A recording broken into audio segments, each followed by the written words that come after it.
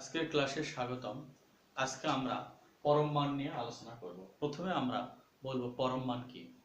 কোনো ধনাত্মক বা ঋণাত্মক সংখ্যার ধনাত্মক মানই হচ্ছে উহার পরম মান। পরম মানকে আমরা মডুলার চিহ্ন দ্বারা প্রকাশ করে থাকি।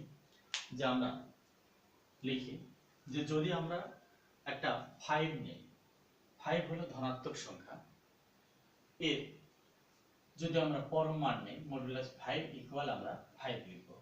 যদি আমরা -5 নেই, -5 কে মডুলাস দিলে আমরা 5 লিখি। তাহলে এখানে আমরা জানলাম কোন ধনাত্মক বা ঋণাত্মক সংখ্যার ধনাত্মক মানকেই উহার পরম মান বলে।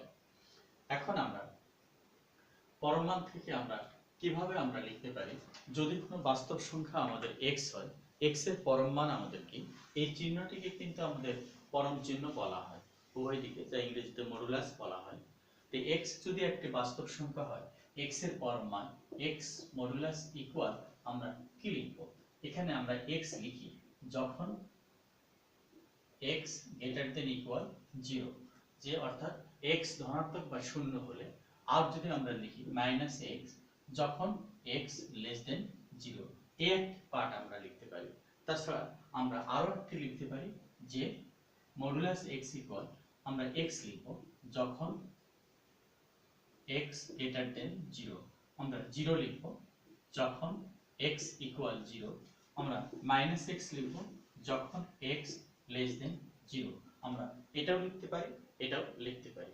তাহলে আমরা এখানে জানলাম যে পরম মান হলো কি, কোনো ধনাত্মক বা ঋণাত্মক সংখ্যার ধনাত্মক মানকেই উহার পরম মান বলে। পরম মান বিশেষ করে আমরা দূরত্বের ক্ষেত্রে ব্যবহার করতে পারি।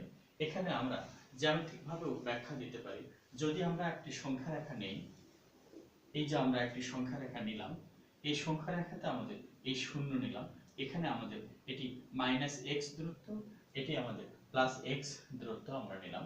এখন যদি এটি যদি আমাদের এই দূরত্বে অবস্থান করে, এখানে আমাদের এই দূরত্বে অবস্থান করে, তাহলে আমরা এখান থেকে এই পর্যন্ত দূরত্বটা আমাদের কি হতে পারে, 0 থেকে -x, এই দূরত্বকে মডুলাস x আমরা বললাম। 0 থেকে +x, এই দূরত্বকেও আমরা মডুলাস x বললাম। এখন আমরা লিখি যে মডুলাস -x ইকুয়াল আমাদের কত, x, মডুলাস x ইকুয়াল আমাদের কত, x। অতএব আমাদের এখানে যদি আমাদের a থাকে, এখানে যদি আমাদের b থাকে, তাহলে ab ইকুয়াল, অতএব ab ইকুয়াল আমরা কি লিখলাম, এটি যদি আমাদের ও হয়, তাহলে ab equal ao plus ob। ao অর্থাৎ আমাদের কত, মডুলাস x, ob অর্থাৎ কত, modulus x minus modulus -x, এখানে মডুলাস x ইকুয়াল আমাদের x প্লাস x ইকুয়াল আমাদের 2x। তাহলে ab দূরত্বটা আমরা পাচ্ছি 2x। তাহলে এখানে আমরা জানলাম কোন ধনাত্মক বা ঋণাত্মক সংখ্যার ধনাত্মক মানকে উহার পরম মান বলে। এই দূরত্বটাকে আমরা আরো একভাবে নিতে পারি, আমরা সবসময় 0 থেকে বিয়োগ করব। 0 থেকে যদি আমরা বিয়োগ করি, আবার এটাকে আমরা x থেকে আমরা 0 কে বিয়োগ করতেছি। যখন আমি ab দূরত্ব নিব, যখন ao দূরত্ব নিব, ao দূরত্ব আমরা নিতে গেলে 0 থেকে আমরা -x বিয়োগ করতেছি, আমাদের পজিটিভ x আসতেছে। আর যখন আমরা ob বা bo নিব, তখন x - 0 আমরা নিব, এখানে পজিটিভ মান আসতেছে। আমরা এভাবেও নিতে পারি, আর সরাসরি সূত্র আকারেও দিতে পারি, যে অর্থাৎ এখান থেকে এই দূরত্বটা আমাদের আসতেছে মডুলাস -x, এখান থেকে এই দূরত্বটা আসতেছে মডুলাস x। অর্থাৎ আমরা জানলাম যে পরম মানটা হলো আমাদের কি, কোন ধনাত্মক বা ঋণাত্মক সংখ্যার ধনাত্মক মানকে উহার পরম মান বলে। যদি বাস্তব সংখ্যা x হয়, x মডুলাস ইকুয়াল আমরা x লিখব যখন x গ্রেটার দেন ইকুয়াল 0, অর্থাৎ এখানে পজিটিভ দিকে 0 হতে পারে বা 0 এর চেয়ে বড় হতে পারে। আর যখন -x নেব, তখন x লেস দেন 0, তখন 0 এর চেয়ে আমাদের ছোট, আমাদের বাম দিকে যাবে।